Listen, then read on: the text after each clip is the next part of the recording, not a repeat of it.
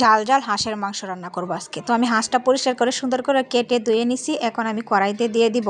আর কার কার হাঁসের মাংস পছন্দ অবশ্যই কমেন্ট করে বলবেন। ভিডিওটা ভালো লাগলে লাইক কমেন্ট করে দিবেন আর আমার চ্যানেলটা সাবস্ক্রাইব করে দিবেন। তো আমি এইখানে তেজপাতা, দারচিনি, এলাচি দিয়ে দিলাম, আদা বাটা, রসুন বাটা, পেঁয়াজ বাটা দিলাম, তারপরে গোটা কয়টা পেঁয়াজ কুচি দিলাম, বেশি করে লঙ্কার গুঁড়া মানে মরিচ দিলাম, তারপরে ধনিয়া গুঁড়ো, জিরে গুঁড়ো, হলুদ গুঁড়ো আর লবণ দিয়ে দিলাম।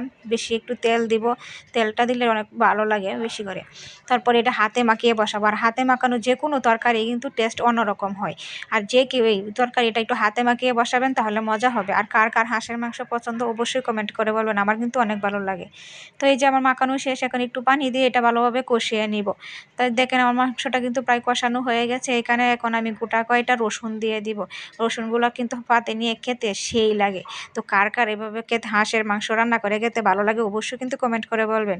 আর এই যে দেখেন আমার রান্না হয়ে গেছে, সবাই ভালো থাকবেন।